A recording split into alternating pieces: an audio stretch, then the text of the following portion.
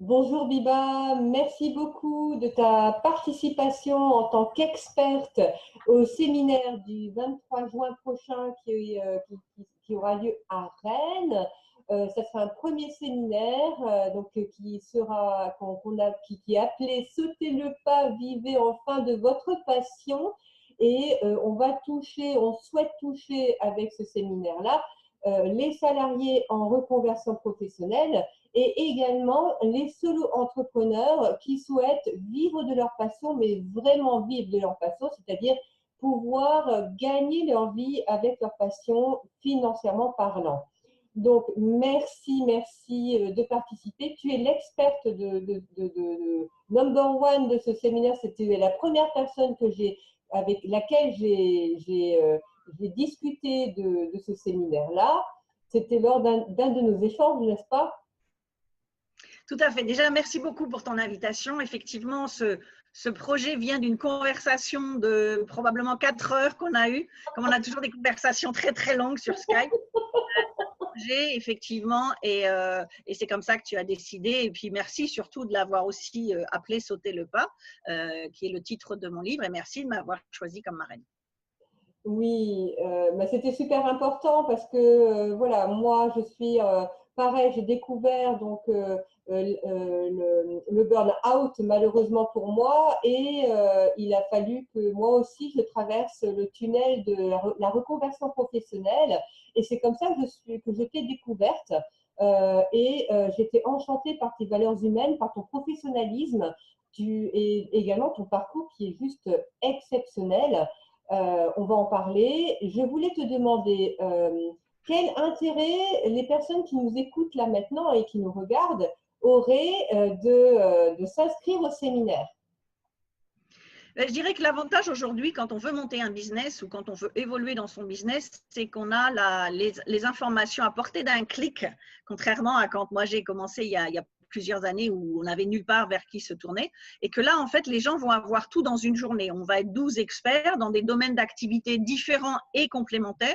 Donc, ça veut dire quelqu'un qui veut se lancer, ou quelqu'un qui s'est lancé récemment mais qui ne sait peut-être pas quelle est l'étape suivante, en fait, en venant, il va avoir toutes les informations, toutes les étapes. Et en plus, après, en fonction des gens, certains vont s'intéresser plus à un domaine d'activité qu'à un autre, ce qui est tout à fait normal. Mais là, en fait, en une journée, ils vont tout avoir. Donc, ce qui veut dire que quand ils repartent, ils ont tous les éléments nécessaires.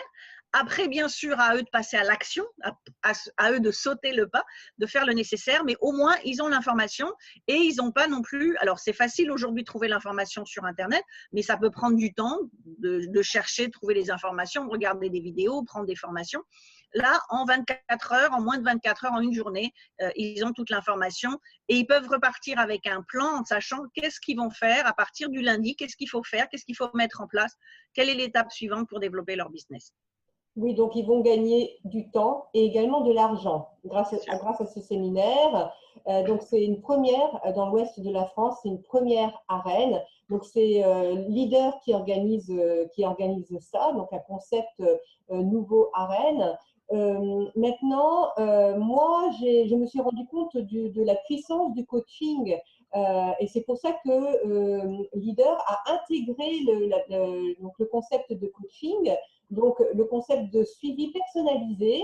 Donc c'est pour ça qu'on a voulu qu'il n'y ait que 130 places donc au séminaire, il n'y en aura pas plus, pour justement pouvoir répondre de façon personnalisée à toutes les questions que les personnes, les participants auraient. Et donc, ça pourrait être très bien dans le domaine du personal branding, que dans le domaine du développement de soi, que dans le domaine des réseaux sociaux, etc. Parce que nous aurons 12 experts qui seront vraiment spécialisés, qui ont une expertise dans chaque palier de l'escalier de l'entrepreneur.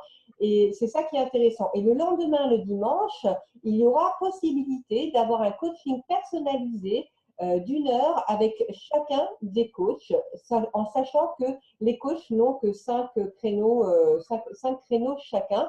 Et toi, tu as pu découvrir le potentiel du coaching, tu l'as découvert en réalisant toi-même ta passion qui était… Tout à fait. Et en fait, ma passion, c'était pas de devenir coach parce que je suis devenue coach par hasard ou à cause de la demande, en fait. Mais c'est vrai que quand je suis arrivée, donc moi, j'ai monté mon premier business en France en 98.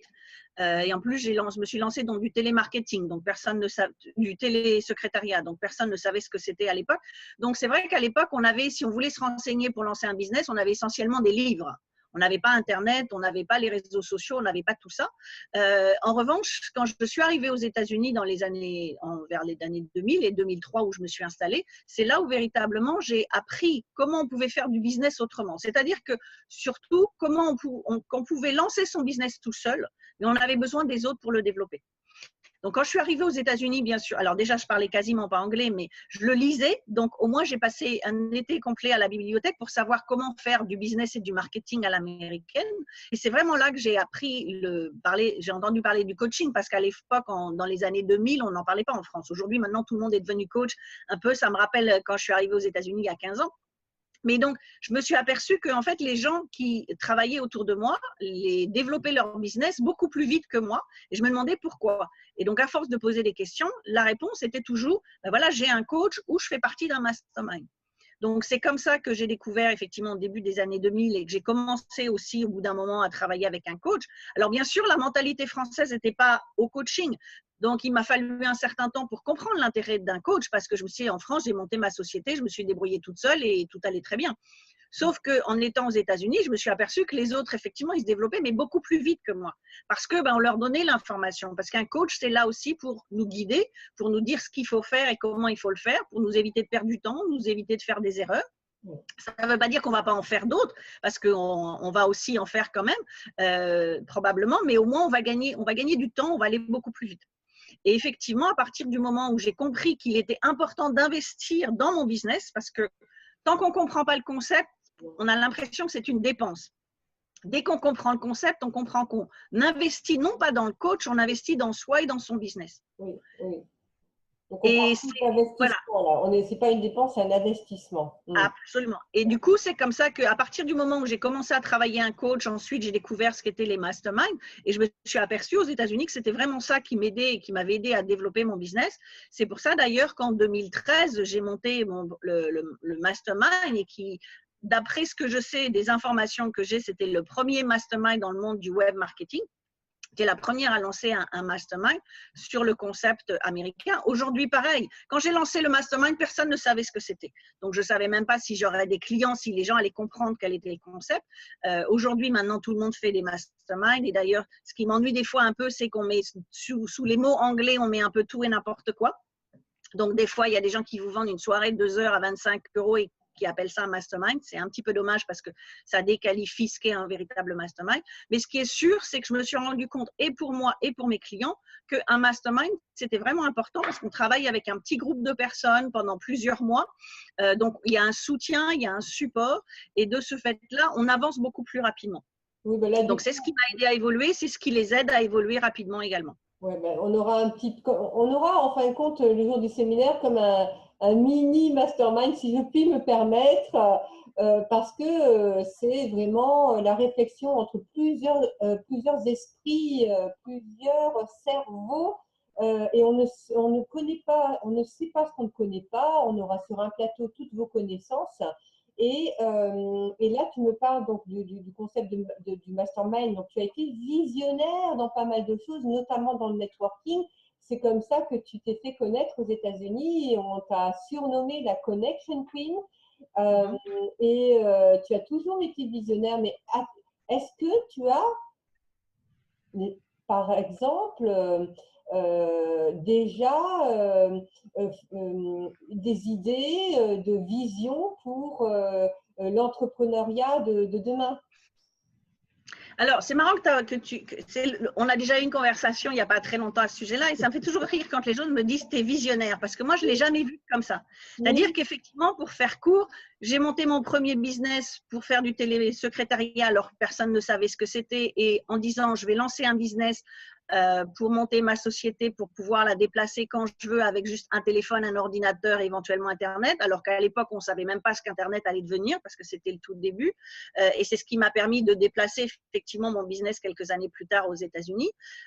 Ensuite, j'ai lancé ma première activité aux États-Unis qui était d'organiser des soirées networking, alors que lorsque je suis arrivée aux États-Unis, je ne savais pas ce qu'était le networking puisqu'on n'en faisait pas et on n'en parlait pas en France. Et je me suis dit, tiens, l'idée est sympa, il faut que je reste aux États-Unis, il faut que je monte un business, pourquoi pas ça. Donc, personnellement, ça n'a jamais été, pour moi, j'ai jamais vu ça comme une vision. C'est-à-dire, c'est tiens, j'ai envie de faire ça à l'instant T et voir ce que ça va donner. Oui, donc j'ai pas de vision. Si tu me demandes quelle est la vision de ce que va devenir l'entrepreneuriat, sincèrement, à aujourd'hui, j'en ai pas.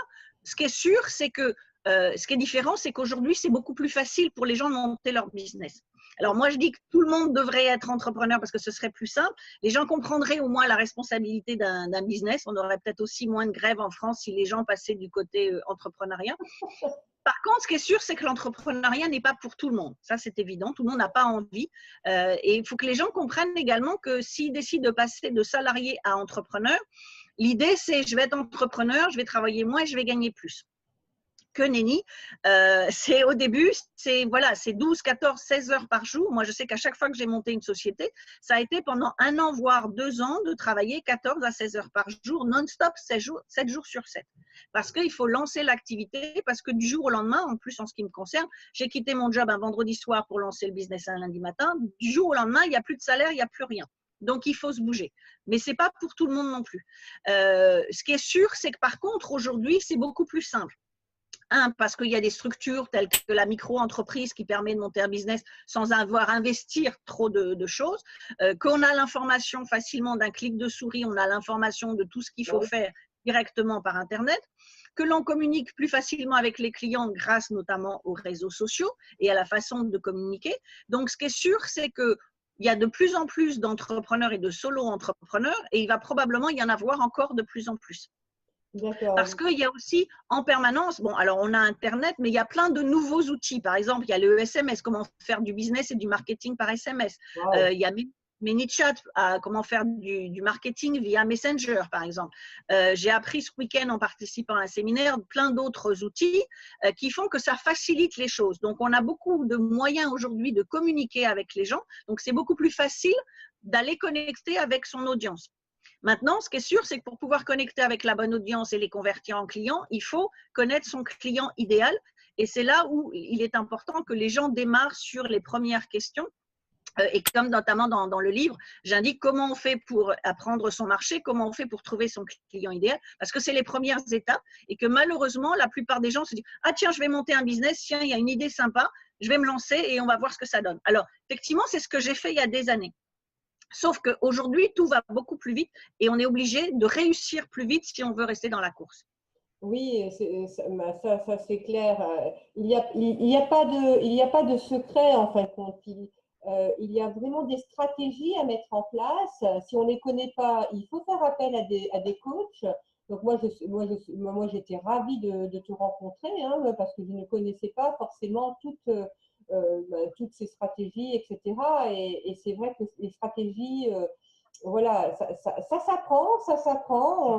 Le business, ça s'apprend, ça tombe pas du ciel. Et c'est vrai que le livre Sauter le pas est une mine d'or. Moi, ça a été mon livre de chevet pendant des mois. Vraiment, ça a été mon livre de chevet. Et je trouve que le livre Sauter le pas nous aide vraiment, vraiment à sauter le pas vers l'entrepreneuriat et de savoir que la personne qui a écrit tout ce contenu sera présente au séminaire Sauter le pas, c'est juste extraordinaire. Je voulais te demander, toi aussi tu as sauté le pas, Biba. As-tu été salariée avant d'être entrepreneur?